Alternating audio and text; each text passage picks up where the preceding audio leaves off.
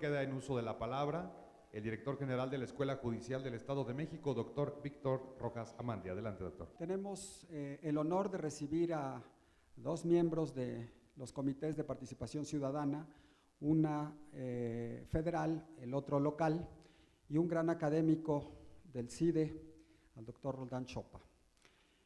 Vamos a hablar de estos temas que tienen que ver con la participación ciudadana en esta mesa, dentro de los sistemas anticorrupción, y hemos tratado de encontrar un equilibrio entre la práctica y la teoría para ver distintos enfoques sobre esta temática.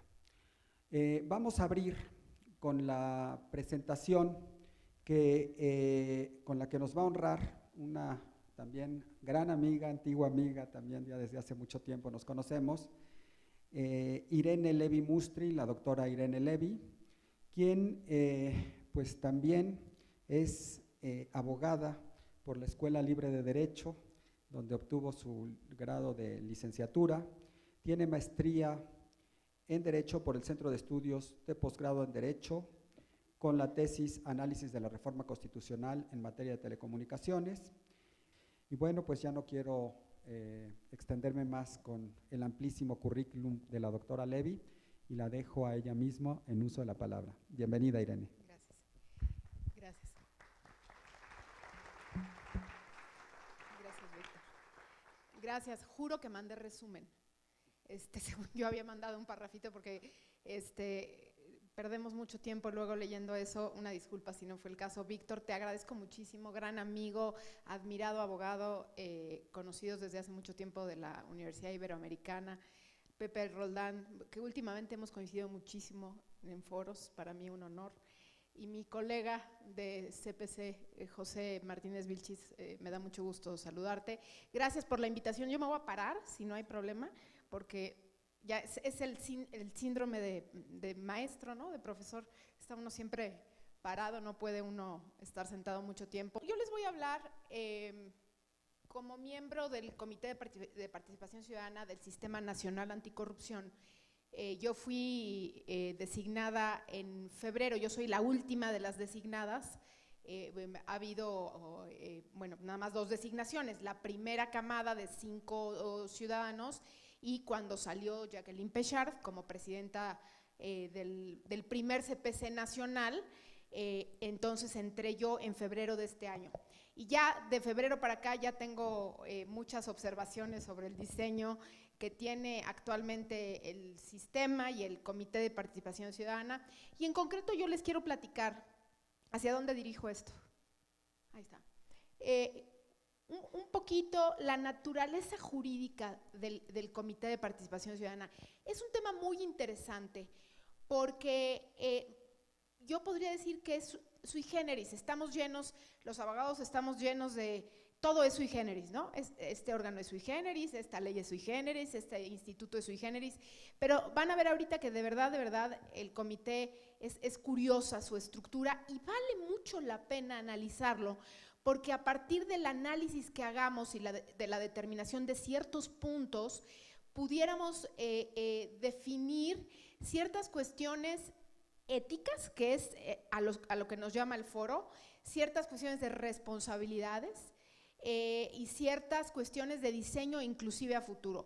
Obviamente no voy a abarcar tanto, da muchísimo para escribir, para investigar, para rediseñar, pero voy a referirme a una cuestión general del Comité de Participación Ciudadana y después voy a atacar 2 o 3 temas específicos que tienen que ver con la ética o con conflictos que tienen relación con la naturaleza jurídica precisamente del comité. Vamos a ver, es un órgano, yo le llamo órgano, pero en realidad no tiene ni personalidad jurídica ni patrimonio propio, entonces es, digamos, un órgano, vamos a llamarlo así, está creado por el artículo 113 constitucional, entonces es un órgano que está en la Constitución mencionado, pero que no tiene ni patrimonio ni personalidad jurídica.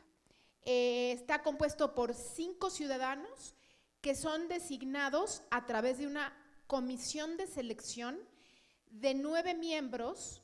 Estos a su vez fueron designados por el Senado de la República. El Senado entonces elige 9 miembros, 9 personas de la sociedad civil, académicos, y estos se dan a la tarea de iniciar un proceso de selección público, transparente, por capacidades de la persona o las personas que deben ocupar este Comité de Participación Ciudadana. El Comité de Participación Ciudadana, a su vez, como lo dijo muy bien Sergio, es parte del Comité Coordinador del Sistema Nacional Anticorrupción. El sistema es un galimatías impresionante, ¿no?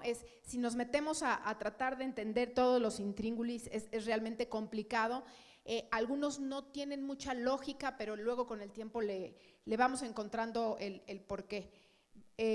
¿Cuál es el objetivo? Bueno, el objetivo en realidad, o sea, ¿por qué se crea el sistema como una plataforma de coordinación entre diferentes órganos e instituciones? Pues porque teníamos a la Procuraduría, pronto Fiscalía General y luego Fiscalía Anticorrupción haciendo su chamba, la Auditoría Superior de la Federación lo mismo, la Secretaría de la Función Pública por su lado, el INAI, Poder Judicial y demás, cada quien haciendo tareas, digamos, independientes en la lucha contra la corrupción. Hablo de producción de normatividad, hablo de políticas públicas, pero que entre ellas no se entrelazaban. Y no solo no se entrelazaban, sino que en algunas ocasiones o se contradecían o se duplicaban. Entonces, una de las formas que se ideó para evitar esta situación fue crear un sistema de coordinación que a su vez emita políticas públicas y otros instrumentos como es el sistema. Y de manera transversal, inyectar el ingrediente ciudadano. Qué difícil inyectarle el ingrediente ciudadano a un órgano. Y yo les pido que un momento reflexionen cómo hacemos que los ciudadanos participen en un sistema compuesto por órganos de gobierno o de Estado, porque el INAI es un órgano de Estado, sin que pierdan su carácter de ciudadanos. Y a eso voy a ir en un momentito. Entonces, esta es la idea de la participación del Comité Ciudadano en el Comité Coordinador, y no nada más de la participación, sino de la presidencia del Sistema Nacional Anticorrupción y del Comité Coordinador, está dada por el Comité de Participación Ciudadana, la presidencia. Claro que, como decía Sergio, pues a la hora de los cocolazos en la votación, pues nada más es un voto en contra de los otros 6. Y claramente los incentivos están alineados hacia allá. Después tenemos, ¿qué somos los miembros de los comités de participación ciudadana? Y supongo tú, José, que te lo has preguntado también muchas veces. ¿Somos servidores públicos? ¿Somos ciudadanos que chambeamos ahí en el comité? Déjenme platicarles que el artículo 17 de la Ley General del Sistema establece que no hay una relación laboral con la Secretaría Ejecutiva, con el sistema. Sí recibimos remuneración, la recibimos por honorarios.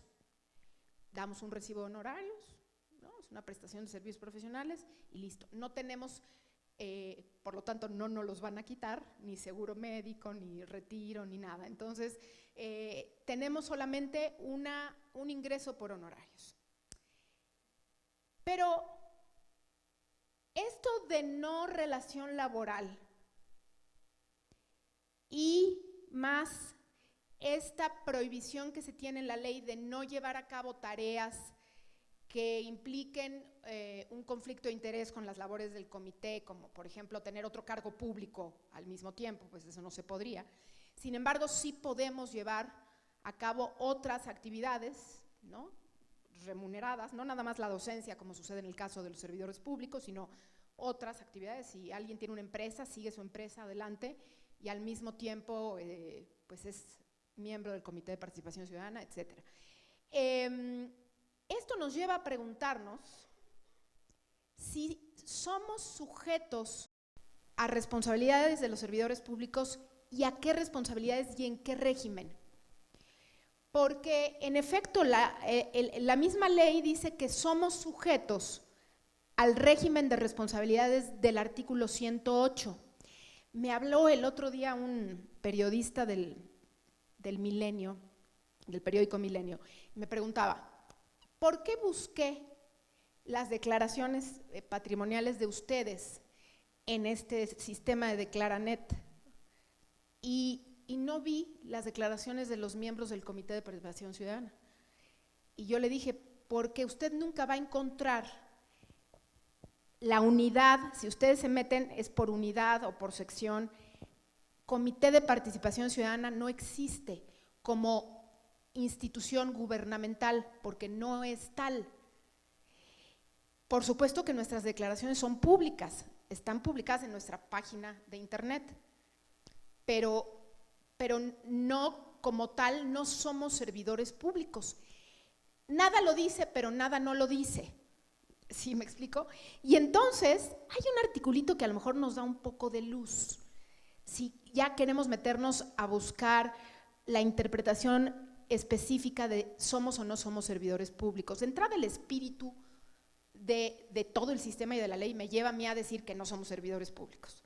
Y hay un articulito que es el 16, que está antes del que les acabo de mencionar, que dice que los miembros del CPC solo podrán ser removidos por alguna de las causas establecidas en la normatividad relativa a los actos de particulares vinculados con faltas administrativas graves.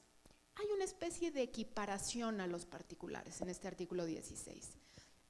Desde luego que somos sujetos de responsabilidad, pero bueno, ese es un punto a los que nos enfrentamos. Ahí están las facultades que tenemos. Facultades del CPC es básicamente opinar, opinar y opinar. Nada de lo que hacemos es vinculante. Ahora bien, quiero entrar a algunos puntos específicos que estuve pensando y que me han surgido de febrero para acá en mi actividad. ¿Somos sujetos obligados en materia de transparencia? El artículo 23 de la ley de la materia dice que son autoridades, entidades, órganos públicos, cualquier persona que reciba y ejerza recursos públicos o realice actos de autoridad. Recibimos dinero por honorarios, pero les digo algo, por ejemplo, uno de los miembros del CPC Nacional decidió no recibir dinero. ¿Es el recibir la remuneración por honorarios lo que nos hace sujetos de responsabilidades o es la naturaleza misma de la actividad que tenemos? La producción del trabajo del Comité de Participación Ciudadana debe ser publicada en algún portal, porque les tengo una noticia, no tenemos recursos de ninguna especie, no tenemos oficinas, no tenemos staff, no tenemos absolutamente nada, ni folders, ni hojas, ni plumas, nada, porque la interpretación de la Secretaría Ejecutiva ha sido que no podemos ejercer ningún tipo de gasto público, porque entonces de esa manera nos convertiríamos en servidores públicos. Estamos frente a un problema que amerita una, digamos, interpretación, un análisis muy profundo para saber cómo hacer para que el ciudadano que llega al Sistema Nacional Anticorrupción o a los sistemas locales, al mismo tiempo mantenga su condición de ciudadana, pero que tenga elementos para trabajar, porque de lo contrario, pues es un poco complicado hacer todo lo que dice la ley y la Constitución y no tener absolutamente nada. Ese es un punto. Si la gente busca en la plataforma de transparencia solicitarnos a nosotros algún documento, no existimos, no existimos. Entonces es complicado, se lo piden a la Secretaría Ejecutiva y la Secretaría Ejecutiva ha contestado, porque ya se han quejado conmigo, ha contestado, no, pues yo no soy comité y ellos no tienen una unidad de transparencia, pues no podemos tener una unidad de transparencia. Entonces, les quiero dejar ahí el conflicto de interpretación de qué es el comité y qué son los miembros del comité, y esto aplica prácticamente para todos los comités estatales, que algunos tienen sus particularidades, pero es básicamente el mismo problema. Ahí les digo, no tenemos recursos humanos, dice el 17, no gozarán de prestaciones, garantizando así la objetividad. Para mí, tener staff no es una prestación. Para mí, tener una prestación es un coche, un celular, un seguro médico, pero se ha interpretado nada. ¿Será porque nos quieren matar de inanición? Puede ser. ¿Será porque no quieren que nos contaminemos con los recursos y no tengamos tentaciones con el staff? O sea, de pronto suena extraño, pero les quiero decir que esa es la situación en la que estamos por una interpretación extensiva que se ha hecho a este tema de las prestaciones. Incompatibilidad con otras actividades que sí podemos hacer y que no. ¿Estamos obligados a dejar nuestros trabajos previos? No, legalmente no. Entonces, cada uno tiene que interpretar en una introspección qué es conflicto de interés y qué no. Yo, por ejemplo, que yo veo mucho telecomunicaciones y radiodifusión y temas algunos de transparencia, pues es difícil que vaya a tener un conflicto de interés, pero a lo mejor abogados que se dedican a otra cosa o empresarios y demás que están en el comité pudieran tener, y hablo en general de los comités y del futuro, de los que vengan, pudiera haber algún tipo de conflicto de interés. Este es un tema de una reflexión ética que se requiere por parte de los miembros. No hay un listado de actividades que se puedan o que no se puedan hacer. En mi opinión, esto tiene que ser reformado porque nosotros es una tarea tan ardua que amerita estar de tiempo completo en el comité y que no se nos permita hacer otras actividades, lo que pondría en duda entonces si somos o ya no somos ciudadanos y podemos hacer otras actividades. Es realmente complejo, es realmente complejo. Y por último, yo acabaría con este tema que también es un tema, o sea, yo les traigo los temas algunos temas que considero interesante para reflexión. Fíjense, el artículo 10 y 19 de la ley dice, son integrantes del comité coordinador un representante del CPC quien lo presidirá. Un representante del CPC quien lo presidirá. Obviamente, actualmente, y así se ha interpretado y creo que es correcto, que el presidente del CPC presida el comité coordinador y a su vez el Sistema Nacional Anticorrupción. Pero mi pregunta es la siguiente. ¿Quién integra el comité coordinador es el CPC como tal? ¿O es el miembro del CPC que le tocó ser presidente? Y les voy a poner un caso específico.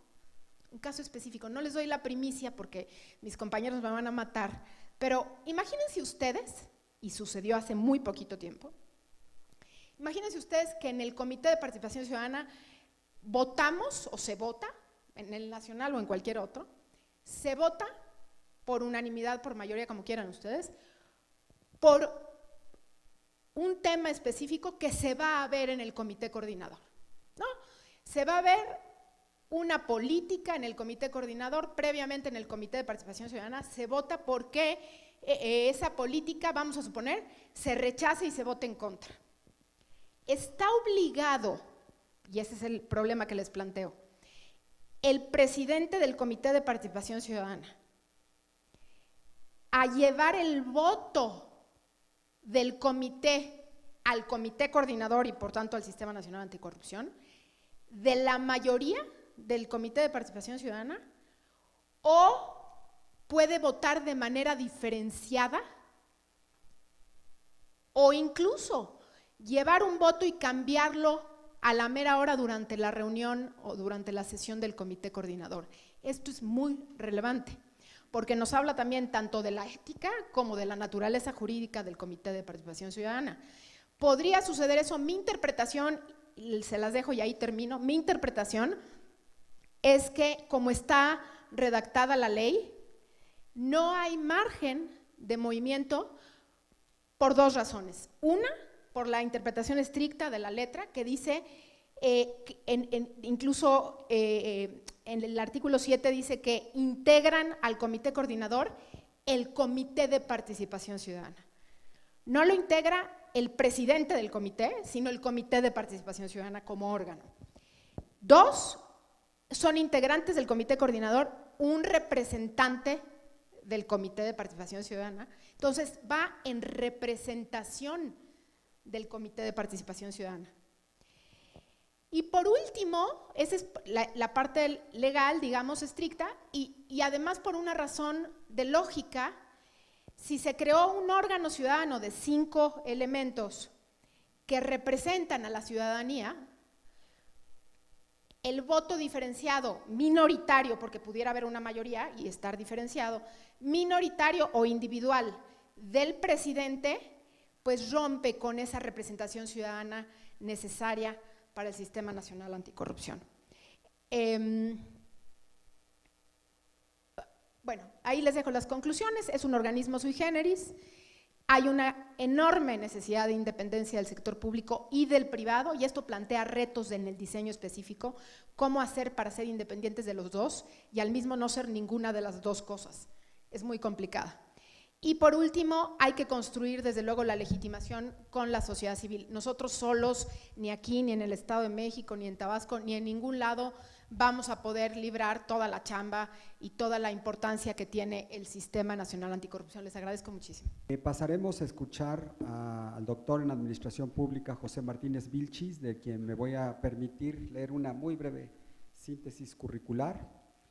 El doctor Martínez Vilchis es doctor en Administración Pública por la Universidad Nacional Autónoma de México, es maestro en Administración para el Desarrollo por la Universidad de Birmingham en Inglaterra, es licenciado en Ciencias Políticas y Administración Pública por la Universidad Autónoma del Estado de México. Ha sido presidente del Comité Coordinador y del Comité de Participación Ciudadana del Sistema Anticorrupción del Estado de México y municipios del 2017 a la fecha. Ya no quisiera extenderme más con el currículum del doctor Martínez Vilchis y le cedo el uso de la palabra. Muchas gracias. Buenas noches a todos.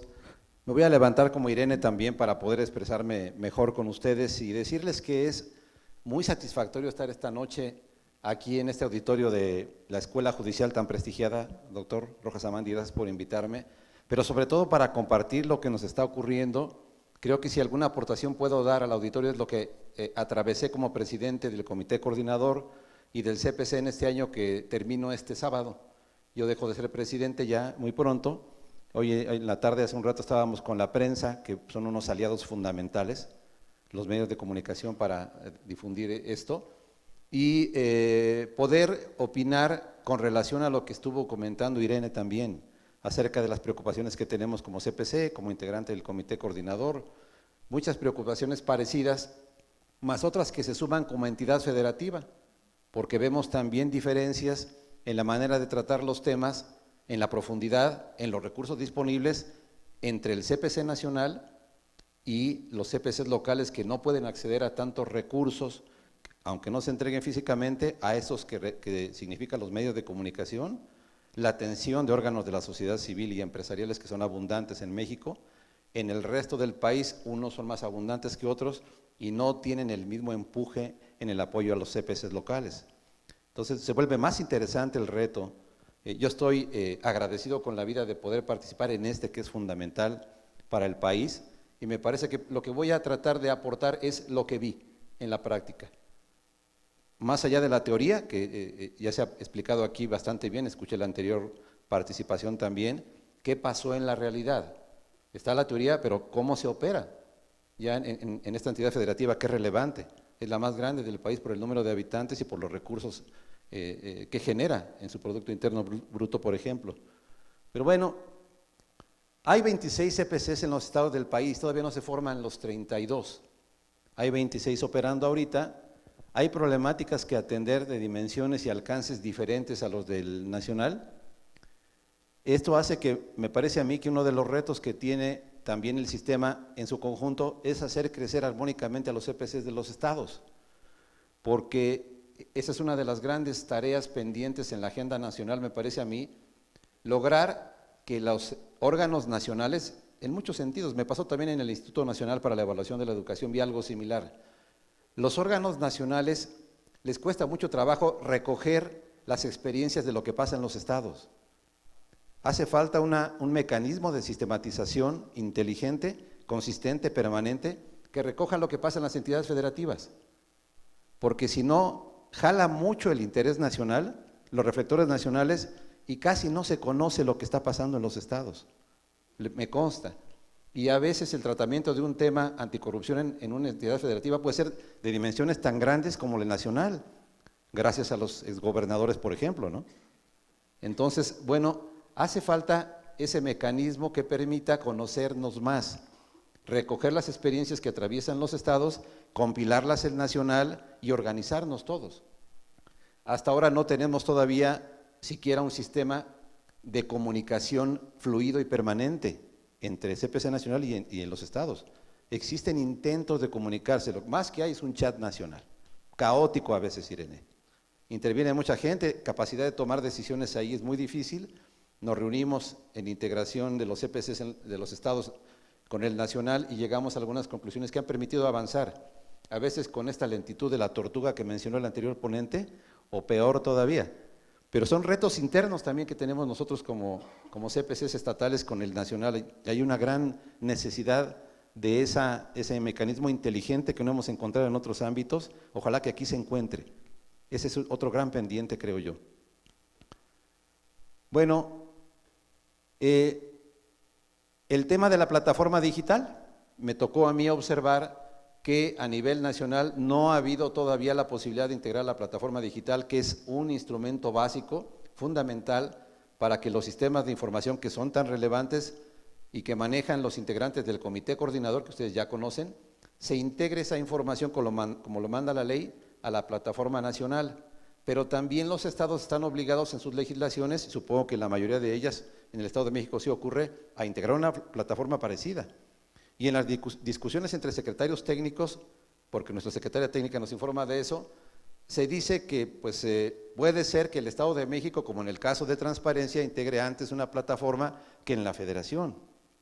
Parece ser que a veces a nivel federal cuesta más trabajo organizarse para arrancar, las agendas son nacionales, los intereses también son enormes, y en los estados puede ser que pase como en el Estado de México, que ya integró su comité coordinador, podría integrar su plataforma digital con mucha inteligencia, y está en la gran discusión con la Secretaría Técnica Nacional si sí o no.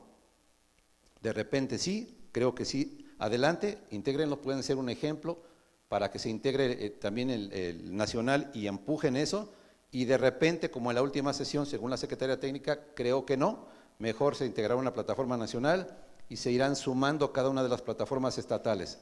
Los estatales creemos que eso puede ser atentatorio a la autonomía de los estados y creemos que hay que formar una plataforma estatal. Con eso hay que discutir, con todo eso. Eso también es un gran tema. El de la plataforma me parece que es fundamental. Bueno, nosotros vemos al menos 5 tipos de problemáticas a tratar para avanzar en el fortalecimiento de los CPCs locales. Voy a ser también lo más breve posible, en obvio del tiempo, pero sin dejar de tocar lo que creemos que es importante. La agenda, esa que espera la ciudadanía. Nosotros les decimos el primer semestre aquí, ya integramos todos los órganos de este bizarro modelo anticorrupción mexicano que requiere de un posgrado para entenderle. De verdad, es impresionante. Y uno tiene que leerlo, estarlo leyendo varias veces para no cometer errores en el ejercicio. Yo creo que está diseñado así para irse con calma. O quien lo diseñó es una inteligencia deslumbrante, para que sea el órgano perfecto. Lo que dijo Irene de los CPCs es cierto. Quiere ser órganos tan químicamente puros de ciudadanos que eso no existe, que los están matando. Si no hay personalidad jurídica y no hay recursos, se están desanimando los CPCs en los estados. Ya renunciaron secretarios técnicos. Estamos con el diseño tan complejo atentando contra nosotros mismos, y eso le es funcional al Estado, por supuesto. Sí hacen falta reformas, creemos nosotros también, urgentes. Y no pensar que el CPC tiene que trabajar como es químicamente puro y somos los 5 de gran probidad moral, entonces hay que trabajar sin recursos y hay que estar de tiempo completo, abandonar lo demás, y entonces sin personalidad jurídica hay que actuar. Porque esa es una gran polémica. Si tenemos o no personalidad jurídica, unos abogados aquí dicen que sí, otros dicen que no. Yo no he visto acuerdos, más bien mucha confusión. Yo soy politólogo, no abogado, para bien y para mal, ¿no? Las dos cosas. Entonces, yo escucho de todo tipo de opiniones. Y si no tenemos personalidad jurídica, entonces esas obligaciones constitucionales que tenemos a nivel nacional, luego a nivel estatal, la legislación estatal, esas obligaciones, 18 atribuciones que nos marca la ley, ¿no nos dan algún tipo de personalidad? Si tenemos que cumplir con lo que dice la ley, somos un grupo de ciudadanos, pero no hay otro grupo de ciudadanos en la República que tenga obligaciones constitucionales. Entonces, si eso no genera una personalidad jurídica, entonces, ¿qué la genera? No está claro, si no me queda claro a mí. Entonces, bueno, eso provoca problemas y no permite avanzar el sistema, ¿eh? No se atrevan a firmar convenios con nadie porque no están autorizados. Oye, Canaco, Coparmex, todas las organizaciones de la sociedad civil quieren firmar con nosotros. Oigan, nosotros les ayudamos en esta parte, vamos a meter las denuncias de Coparmex que son abundantes, también la Canaco y asociaciones civiles abundantes en el Estado de México. Una que cree que en el sistema educativo el otorgamiento de los REBOEs, los permisos de operar, son criminales. Están ocasionando muchos problemas de salud, porque operan muchas escuelas sin una autorización bien normada. Y yo, como conozco el sector educativo, sé que eso es cierto. Entonces, toda esa necesidad de acordar con las organizaciones de la sociedad civil por obligación legal, si no podemos firmar convenios, ¿cómo lo hacemos? Pues aquí les hemos llamado acuerdos y hemos firmado. Algún día nos van a adjudicar responsabilidades por esa razón, pero ya firmamos todos acuerdos, no convenios, con integrantes de la sociedad civil. Porque si no, no quieren trabajar. Ups, estos no quieren hacer nada. Nos representan, pero no pueden hacer nada. Entonces, hay que ordenar el sistema con cuidado y con inteligencia para hacerlo funcionar y con rapidez, si no la gente se va a cansar pronto, de ver que no hay resultados concretos en la agenda. Ahorita estamos peleando mucho que nos queremos organizar pulcramente y de manera impecable. Sí, y la ciudadanía dice, bueno, ¿y la agenda? Yo tengo un problema que narrar como Asociación Automotriz del Estado de México, que eso es muy abundante, por las licitaciones públicas. Entonces, si no puedes recoger denuncias ciudadanas, porque falta crear el sistema de denuncias, y no me puedes recibir mi denuncia, o sí, para canalizarla al comité coordinador, entonces, ¿cuándo vas a empezar a trabajar? Entonces, sí hay necesidades muy concretas que atender en cosas prácticas, como esta que estoy comentando aquí, ¿no? Como ese tema, hay cientos. Bueno, si no hemos encontrado el mecanismo legal para que podamos presentar quejas y denuncias, y quizás para otros ni siquiera estamos autorizados nosotros a llevarlas, entonces la ciudadanía dice, bueno, ¿cómo me puedes ayudar con mi petición?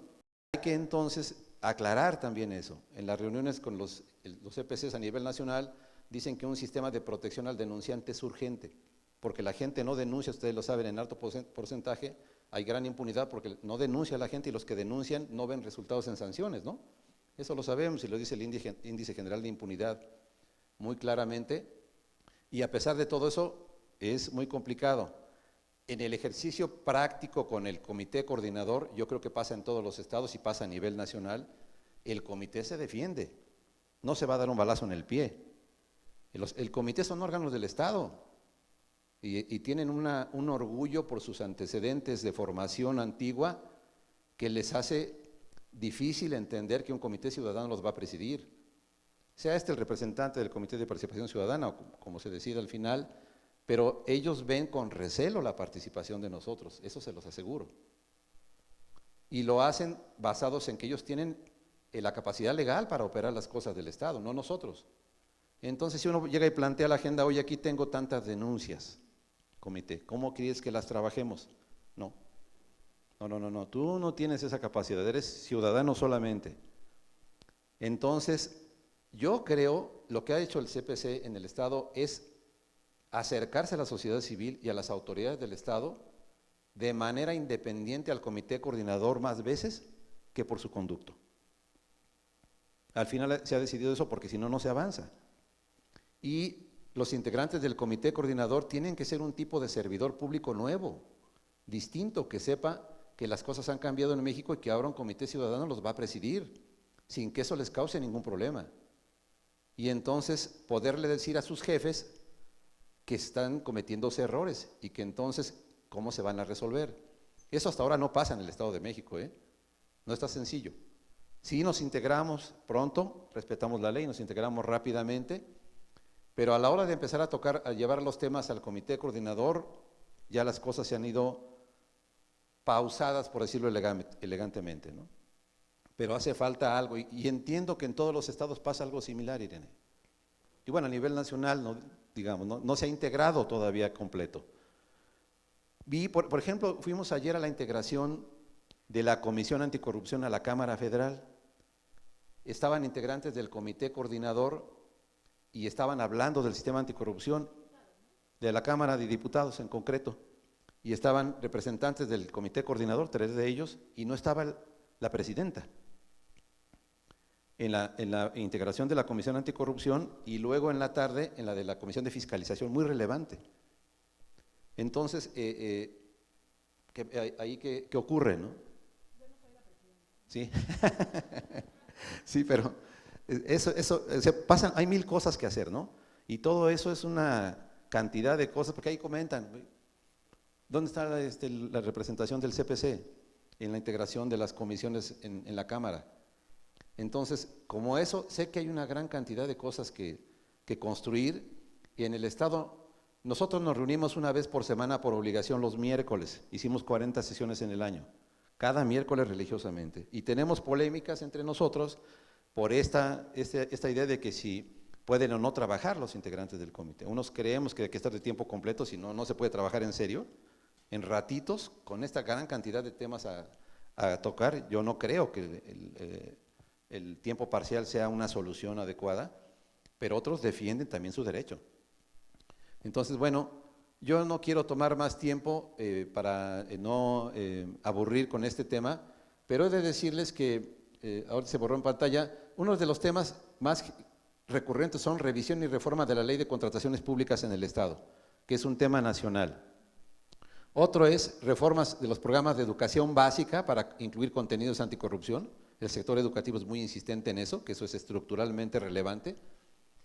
Canalización de quejas y denuncias ciudadanas a los integrantes del comité coordinador u otros entes públicos.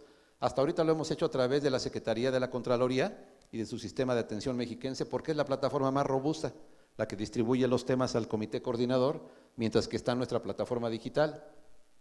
O los mecanismos para resolver la agenda anticorrupción desde el comité coordinador. Finalmente hemos trabajado, les decía más, nosotros de manera independiente. Abogados me dicen que creen que sí hay elementos para decir que tiene atribuciones y personalidad jurídica el CPC. Alegan en algunos casos el contenido del artículo 113 que citó Irene también, fracción 2 de la Constitución, el artículo 16 de la Ley General del Sistema Nacional Anticorrupción. Esto revisando la ley nacional más la estatal, que en el caso nuestro son los mismos números de artículos nacionales que los estatales, los mismos, para que no haya problema. Entonces, para algunos, si es así, el artículo 16 de la Ley General del Sistema Nacional Anticorrupción permite que esta figura sea aplicable al Código Civil Federal en su artículo 25 para determinar que el comité es una persona moral, más el interés jurídico que la Suprema Corte le dio ya para ampararse en algunos casos al comité. Eso sería un atisbo de que puede haber personalidad jurídica o no, si ya lo reconoció la Suprema, o capacidad para firmar convenios. En fin, este es un gran tema que yo creo que a estas alturas ya no debería de ser, deberíamos trabajar en la agenda anticorrupción concreta, pero sigue estando ahí, va a tardar. Finalmente, nosotros hacemos propuestas para que cambie la Ley General del Sistema Nacional Anticorrupción puntualmente para que el Comité de Participación Ciudadana, para el desempeño de sus atribuciones, cuente con personalidad jurídica y con el apoyo de los insumos necesarios por parte de la Secretaría Ejecutiva. Si ahora no se pueden proporcionar, una respuesta ha sido de muchos, pues entonces cambiemos la ley y aclaremos con toda puntualidad que sí podemos recibir recursos, o de qué otra forma. No está tan sencillo, pero ¿de qué otra forma entonces? Hay una propuesta de cambio del artículo 15, nacional y estatal, al 25, para que diga que la Secretaría Ejecutiva tiene por objeto fungir como órgano de apoyo técnico del Comité Coordinador y del Comité de Participación Ciudadana.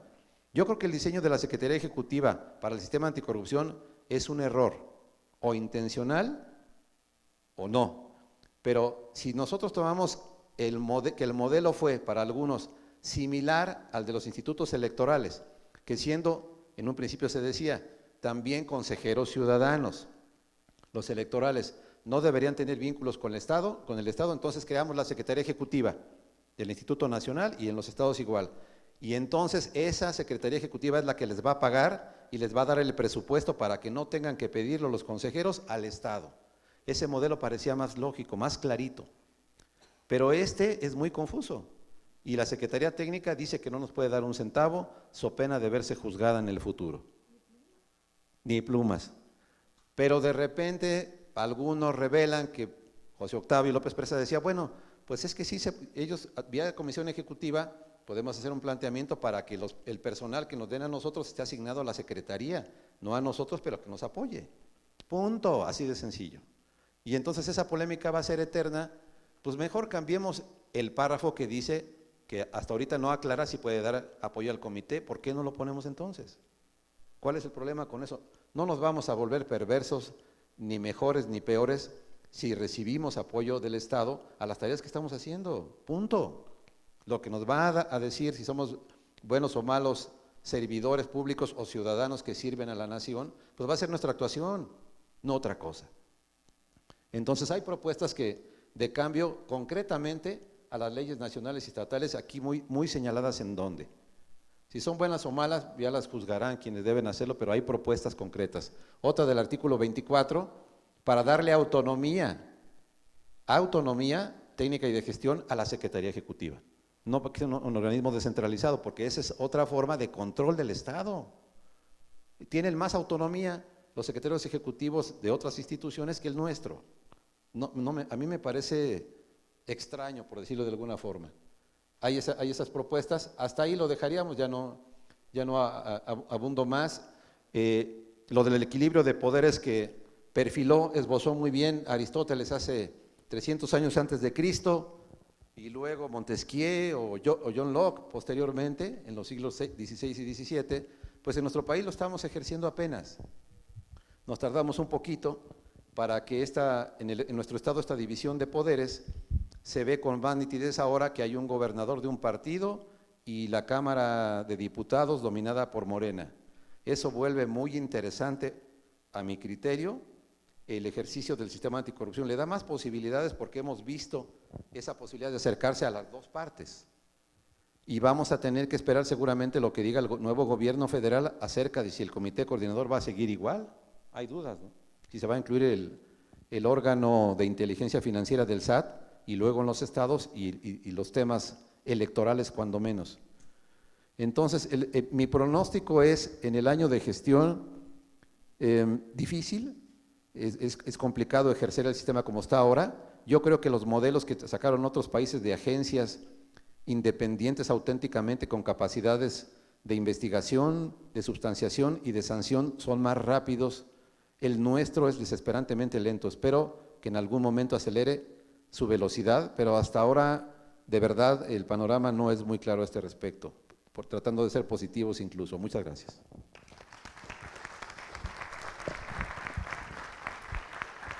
Bueno, agradeciendo la participación del doctor Martínez Vilchis, pasaremos con el último integrante de la mesa, el doctor José Roldán Chopa, también un antiguo amigo, un gran amigo, fuimos homólogos en aquellos tiempos. Él estaba en el ITAM, yo estaba en la Ibero, y me voy a permitir leer una brevísima síntesis curricular de su brillante trayectoria. El doctor Roldán Chopa es profesor investigador titular desde 2011, es licenciado en Derecho por la Benemérita Universidad Autónoma de Puebla y doctor en Derecho por la UNAM. Sin mayor preámbulo, dejo en uso de la palabra al doctor Roldán Chopa. Muchas gracias, muy estimado doctor Víctor. Efectivamente viene en la medida en que hacía las presentaciones, las remembranzas de aquellos esfuerzos que hacíamos en la Ibero, en el ITAM, y por supuesto un gran gusto estar con ustedes Realmente me siento muy contento de escucharlos y de compartir opiniones, porque hay entre el antes y el ahora una gran diferencia.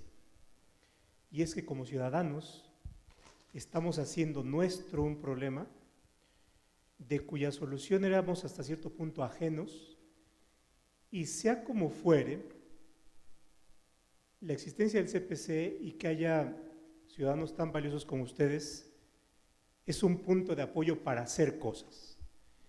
Y por supuesto, estamos ahora siendo testigos y partícipes de eso que es hacer algo, y es pensar sobre un problema. Y pensar en cómo podemos, a partir de lo que tenemos, tener una mejor solución. Y eso yo creo que ya es un gran paso. La diferencia entre una sociedad que puede ser fracasada o una sociedad exitosa es cuando las inteligencias se ponen a pensar y por tanto dan mejores soluciones, y yo creo que ese es un punto importante en el camino, y creo que tenemos que seguir y profundizar con los temas. Ahora, me gustaría a partir de esto establecer una relación con el título del Congreso, o el subtítulo que es Ética Judicial, porque de lo que estamos hablando tiene que ver con un problema ético fundamental, y es que la corrupción afecta la finalidad ética del Estado.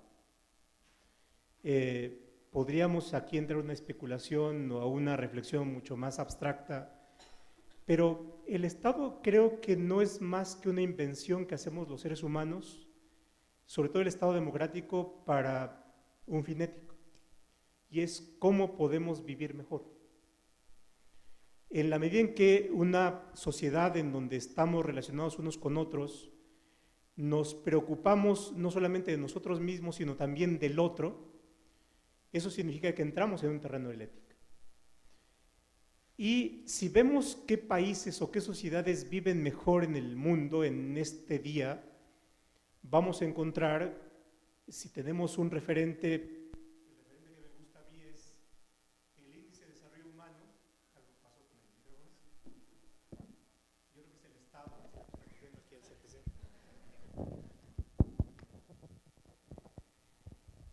Y si vemos cómo los seres humanos al día de hoy viven mejor, vamos a encontrar que son aquellos países que aprovechan mejor sus recursos. Si hacemos un contraste entre el índice de desarrollo humano de Naciones Unidas y las clasificaciones de Transparencia Internacional, hay una relación inmediata. Aquellos países que tienen menor corrupción son aquellos países en donde sus seres humanos viven mejor. Y por una cuestión elemental, si hay 5 pesos o 5 euros para educación, y esos 5 euros o esos 5 pesos se emplean para educación, por supuesto que el resultado va a ser mejor educación. Es una relación inmediata, y eso significa que los niveles de ética, no como creencias morales individuales, sino de ética pública, son aquellos que tienen mejor realización, en tanto que el punto de eficacia es que hay mejores condiciones de vida. Y por tanto el fin ético del Estado, que es vivir mejor, se satisface de mejor manera. Ahora, ¿cómo se relaciona esto con el sistema de responsabilidades y las funciones de los CPCs? Me gusta, hay un autor español, José Antonio Marina, que es un filósofo que tiene un libro que se llama Ética para náufragos, y que emplea una figura, es una metáfora, y que es la siguiente: imaginemos nosotros que estamos en un barco, en un navío de madera, que tiene que cruzar el océano y por tanto que tiene que llevar a su tripulación de un lugar a otro. Y en ese barco, por supuesto, hay un capitán del barco, está la tripulación, están los pasajeros del barco, pero también hay polillas en el barco, termitas, dice José Antonio Marina. Bueno, las termitas o la polilla puede irse comiendo el barco, y por tanto podemos iniciar en el puerto de salida con un barco en muy buenas condiciones, pero probablemente si en el viaje las polillas o las termitas se comen en el barco, todos terminemos siendo náufragos. Como sociedad mexicana estamos viviendo ya algo aproximado al naufragio. ¿Por qué? Porque el Estado, nuestro barco, que es la invención que tenemos para llegar a los primeros lugares del índice de desarrollo humano, se nos está deshaciendo porque está siendo comido por termitas. Bueno, entonces estamos viviendo peor, el Estado no nos está sirviendo. Y por supuesto, la vía es cómo rescatamos ese barco y por supuesto, cómo la ética tiene una función central en esto que es como la primera defensa que tenemos en una sociedad para distinguir el bien y el mal. Y por supuesto, la ética es la primera restricción que tendríamos como seres humanos y como sociedad para que distinguiendo el bien y el mal podamos optar por decisiones éticas que nos beneficien a todos y podamos desterrar decisiones no éticas que nos perjudican a todos. Y ahí está como la parte central de esto. Y por supuesto la ética del nuevo Sistema Nacional Anticorrupción tiene una diversidad de expresiones. La expresión más fuerte es que la infracción a deberes éticos puede ser causa de responsabilidad. La Ley General de Responsabilidades establece que los códigos de ética o los códigos de conducta serán establecidos en los órganos del Estado y que las faltas a los códigos de ética serán causa de responsabilidad, en este caso, de faltas no graves. Por tanto, véanlo ustedes, esto que llamamos la ética no solamente tiene que ver con ciertos deberes que no necesariamente pueden tener sanción, a deberes cuyo incumplimiento puede ser motivo de sanciones y en este caso de faltas consideradas como no graves de manera expresa. Yo creo que esto no significa la única posibilidad que tiene la ética en la determinación de sanciones, pero al menos es una referencia muy clara y explícita. Es posible que por faltas éticas pueda haber sanciones. Ahora, quiero relacionarlo esto con dos cuestiones. Y regreso un poco a Marina. Así como al Estado lo inventamos los seres humanos, una de las expresiones que me gusta mucho es, también la ética es una invención, en el sentido de que es una creación humana. Es decir, la ética no nos es revelada por un ente sobrenatural, sino que la vamos inventando cotidianamente los seres humanos en nuestras relaciones y por tanto se va estableciendo una forma de comportamiento a través de ciertas valoraciones que detrás de eso suponen cómo podemos comportarnos en una sociedad para vivir mal o para vivir bien. Les planteo una anécdota. Un profesor del CIDE, Juan Salgado, que trabaja cuestiones de seguridad pública, nos contaba en la comida una anécdota. Dice, fui a Japón, les expuse cómo estaba el sistema de seguridad pública en México y al final un policía japonés se acercó a hablar conmigo y me dijo, profesor Salgado, no entendí qué quiso usted decir. ¿Cuál es su duda? Dice, ¿cómo está eso de que en México a los policías les hacen un examen de confianza? ¿Sí? Bueno, el profesor, y la verdad es que nosotros tomaríamos como algo normal que hay que hacerles exámenes de confianza a los policías. Bueno, pero el policía japonés no entendía qué significa eso. Y le fue a preguntar para satisfacer la duda. El profesor Salgado le explicó nuevamente, dice, mire, si en Japón en mi trabajo me hicieran un examen de control de confianza, yo renunciaría. ¿Por qué? Porque no aceptaría, mi honor no aceptaría que se dudase de mí en algo en donde trabajo. No puedo aceptar eso. Esa es la diferencia entre la vivencia de una ética que tiene que ver con el honor, con el orgullo de hacer algo para el beneficio de todos, o un sistema basado en la duda. Vivimos, por supuesto, en el valor de la duda, y la duda nos cuesta mucho. En Japón, la ética pública, la idea del honor, de la honorabilidad, establece un código de comportamiento basado en la confianza y por tanto se ahorran los sistemas de control de confianza. En cambio, en otras latitudes, la nuestra, gastamos mucho y no necesariamente con mejores resultados en un sistema de control de confianza que puede tener muchas fugas. Bueno, en ese sentido, lo dicho de Marina de que la ética se inventa, tiene mucho sentido. Porque si no existe la ética y consideramos que hay ciertos comportamientos que podemos cuestionarlos desde una cierta perspectiva ética, podemos con los comportamientos inventarla y por tanto ahorrarnos e ir generando confianza. ¿Sí? Por supuesto, en la ética tenemos que construirla a partir de razones y a partir de esto que en derecho llamamos los principios, los fines, los valores, más que en las reglas. Voy a plantear un ejemplo.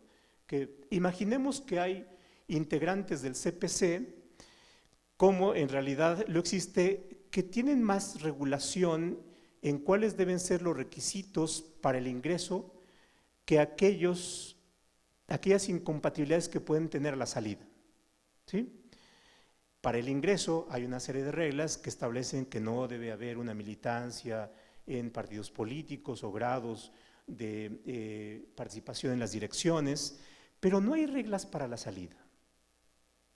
Bueno, imaginemos que yo soy un miembro del CPC, en donde satisfago las reglas de ingreso, pero siendo miembro del CPC tengo una posición distinta, porque hay aquí una cuestión de posiciones más que de calidades jurídicas.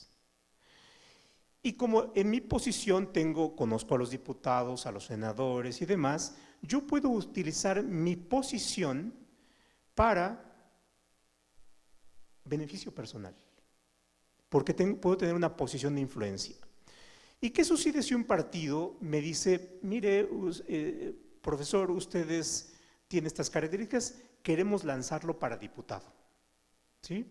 Y yo veo mis reglas y digo, la regla no me impide, no hay una prohibición. ¿Sí?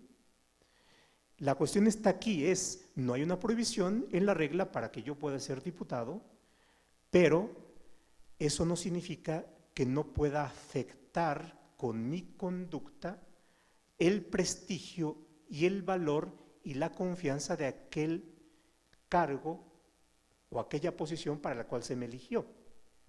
¿Por qué? Porque si yo soy ciudadano y utilizo mi posición para un beneficio personal, entonces estoy instrumentalizando esa posición que puede tener esa influencia y la cuestión está en cómo pensaría respecto de los miembros de un CPC que lo eligieron porque puede tener ciertas virtudes anticorrupción, pero termina siendo diputado. Es decir, ¿prestigiamos al CPC o afectamos el intangible, que es la confianza?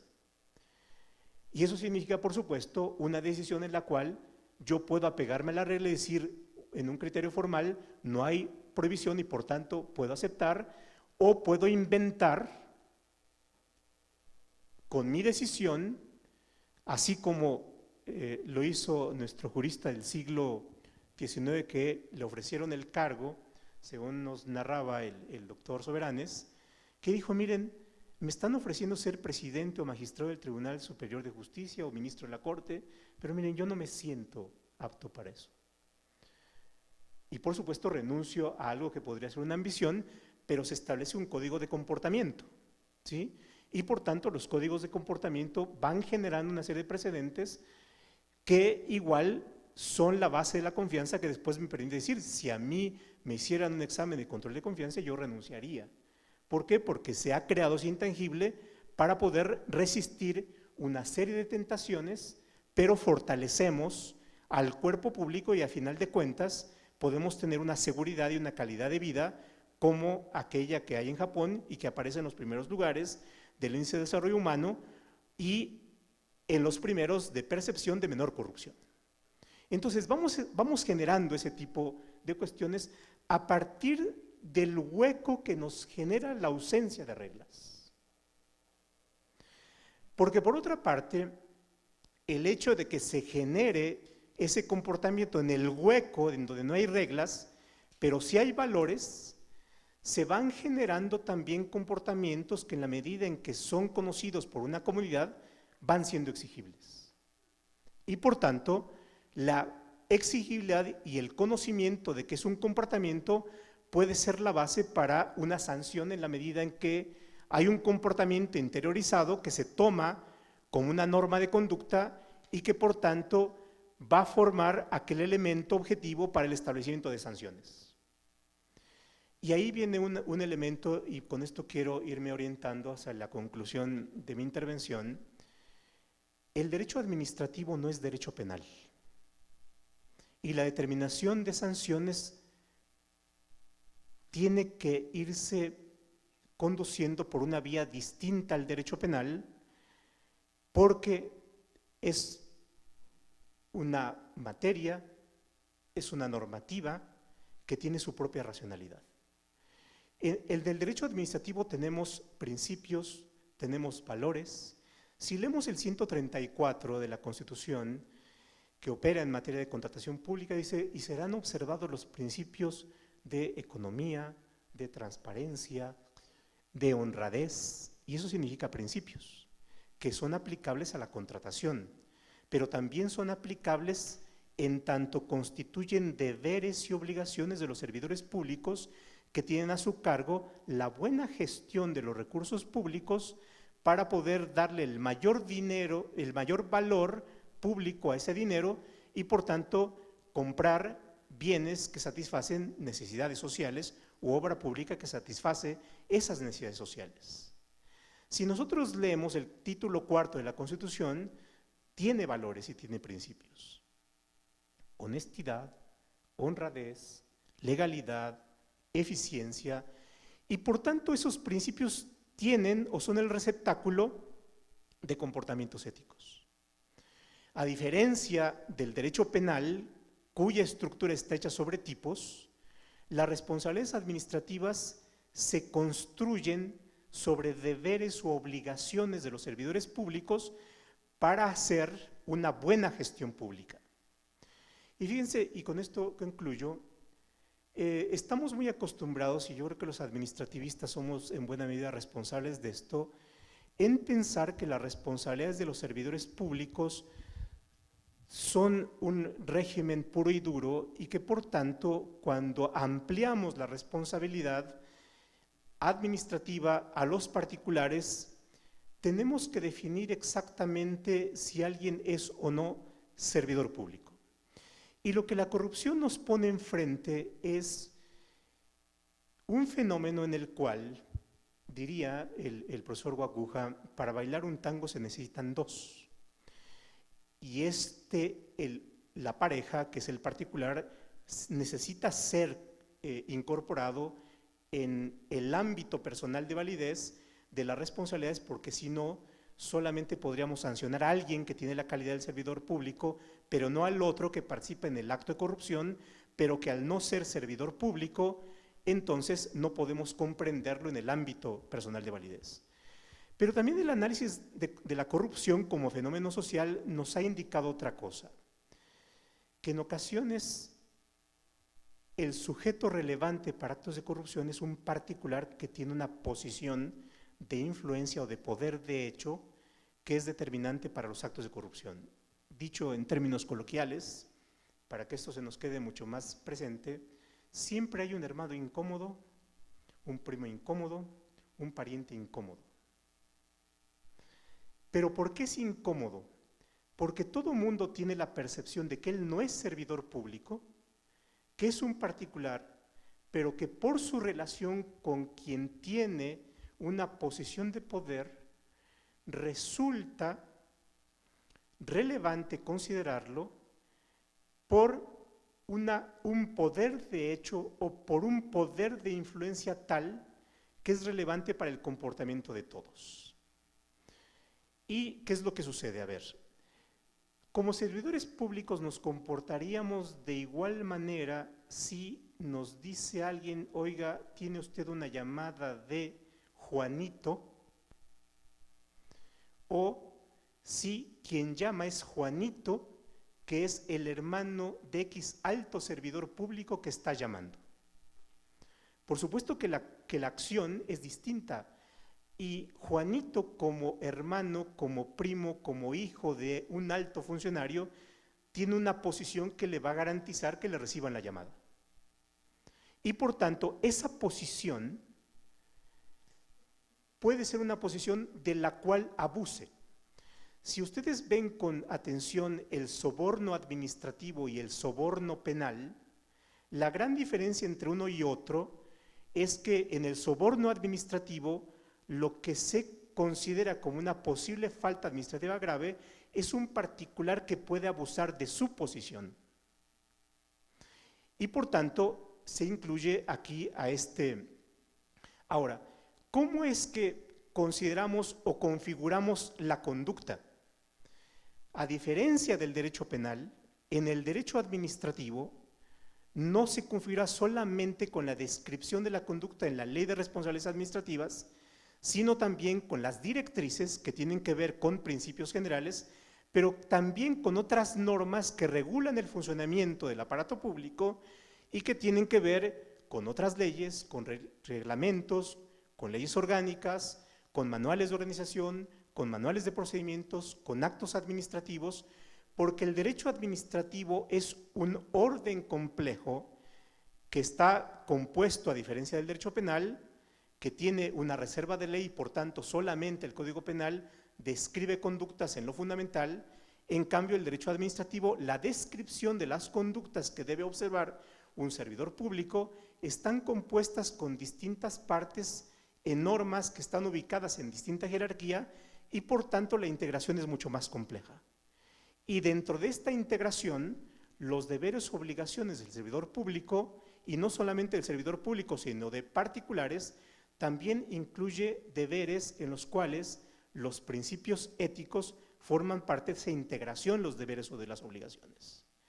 Y por tanto, ahí la ética tiene un alto sentido, y no solamente, porque aquí la ética funciona en un contexto de ambigüedad, de principios, de una diversidad de concepciones, y por tanto, esta es una de las tareas que me parece que este tipo de jornadas nos ayuda al menos a mostrar y por tanto a ver, así como mis compañeros han mostrado los retos, en este otro terreno también tenemos retos que es necesario abordar.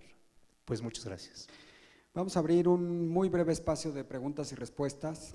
Les pedimos, por favor, si alguien tuviera alguna pregunta. Muy bien, que se presente por favor y nos diga a quién le está planteando la pregunta, que sea breve. A mí sí me gustaría escuchar la opinión de los integrantes de los CPC. Como ciudadanos creemos que tienen una alta calidad ética, sus facultades tal vez no son como servidores públicos, son ciudadanos. Como ciudadanos pueden hacer todo aquello que la ley no les prohíba, ¿no? A lo mejor los vemos desde este lado. Yo considero que en México actualmente hay muchos problemas. El asunto de exgobernadores, de fraudes muy grandes, parece que ha surgido en la prensa. Y un segundo paso son los tribunales judiciales. No sé hasta dónde su intervención, su compromiso, para que sean esa parte de la ciudadanía que puedan arriesgarse a investigar ese tipo de situaciones. Me da mucha pena, ya se fueron los primeros ciudadanos que estaban un año, comenta el director, que también, el doctor que también ya se va. Y desgraciadamente, como dijo la doctora Perchamp, ¿no? Llevo un año y parece que no hice nada, pero sí hizo mucho ella, fundó un gran esfuerzo. Me parece, y lo digo por fraude de la estafa maestra, hasta que el periódico lo está sacando parece que estamos volteando a verlo. Me parecería que el doctor, nuestra alma mater, ojalá y se hubiera hecho algo más por ahí. Gracias. Brevemente te comento, no tenemos facultades de investigación, entonces eso nos corta un poquito las alas. Como decía yo, nuestras facultades son opinar, opinar y opinar. Entonces, para mí, el gran reto es lograr articular a la sociedad civil, que hay muchísimo trabajo ya hecho.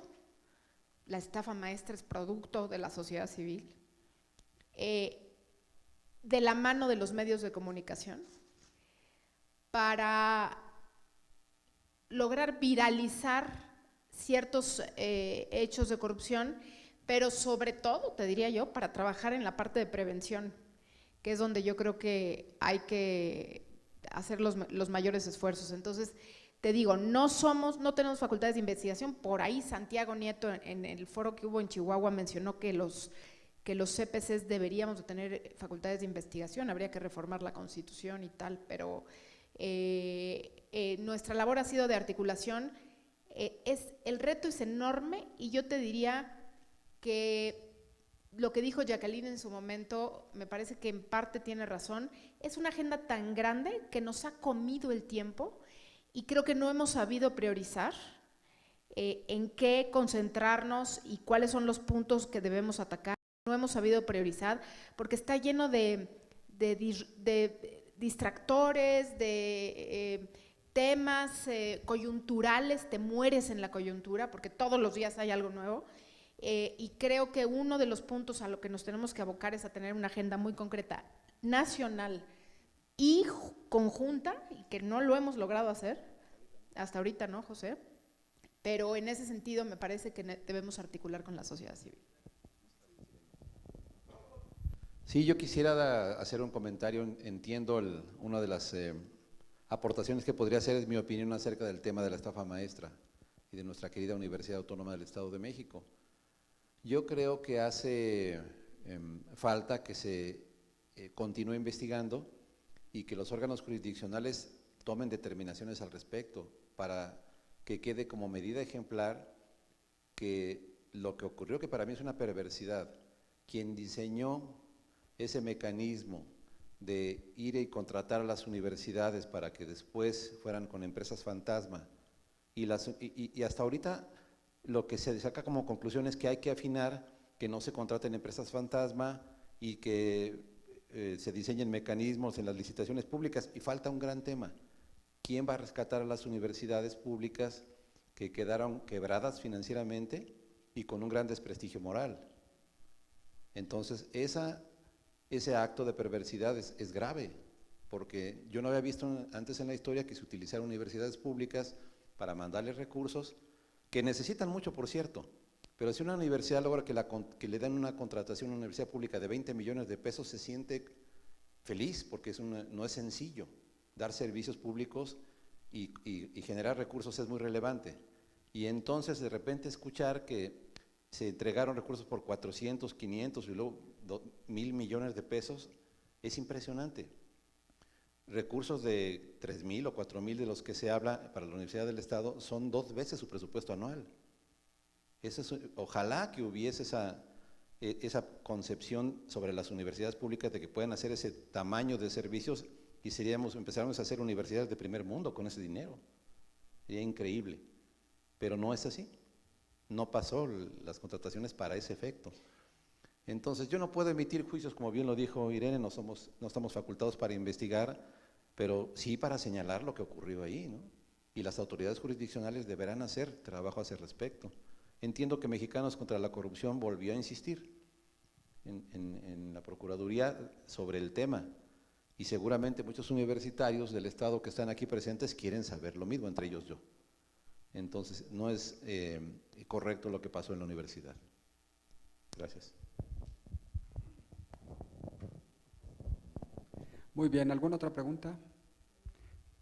Perfecto, allá atrás, por favor, ya sería la última. Y ya con esta, ahora sí, como diría el dicho, la última y nos vamos. Esperemos que sea así. Muchas gracias. Buenas noches. Mi nombre es Iraís Montalvo Rocha y mi pregunta es muy breve para cualquiera de los 3 ponentes que quiera responder.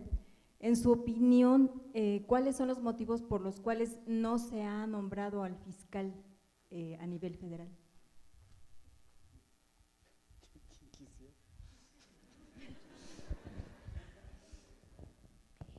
El fiscal general, para ser nombrado, requiere la emisión de una ley de transformación de la PGR en Fiscalía General y por lo tanto una declaratoria de conversión de la Procuraduría a Fiscalía General. Entonces ese fue como el primer trabuco que quedó en el legislativo. La minuta en la Cámara de Diputados es una minuta muy mala, por cierto, que se aprobó en diputados y se fue al Senado para ya su aprobación. Ese es el tema legislativo. Adicionalmente, no sé si te acuerdas, estaba lo de fiscal carnal. Este transitorio de la reforma constitucional, el 16º, que decía que al momento de la conversión de la PGR en Fiscalía General, el procurador que esté en funciones, decía, automáticamente quedará como fiscal general por 9 años inamovible, o sea, gozaría de la misma categoría que un fiscal nombrado con el régimen que establece la propia Constitución para los siguientes.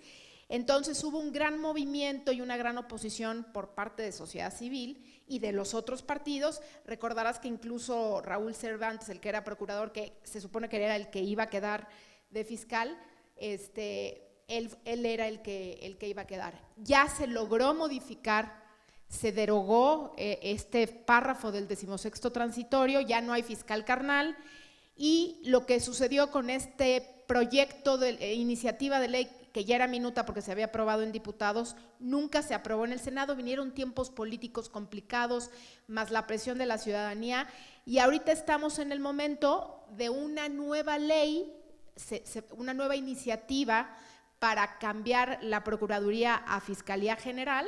Ya la que se tenía ya no va a servir. Se ha estado trabajando sociedad civil con el Congreso, el nuevo Congreso, para tener una ley un poquito mejor, sobre todo en la parte de capacidades de los funcionarios, y la idea es que va a haber una nueva ley, va a haber esta transición declaratoria de PGR a Fiscalía General, y ya dijo López Obrador que no va a permitir la modificación del 102 constitucional para que haya un procedimiento ciudadano de nombramiento del fiscal, por lo tanto el fiscal va a ser nombrado por el Senado y por el presidente de la República. Yo calculo que en diciembre entrando ya habrá nombramiento del fiscal general, y quien nombra al fiscal anticorrupción es el fiscal general una vez que esté nombrado. Perdón, es un poco larga la historia, pero así es, ¿no? Espero que haya quedado claro.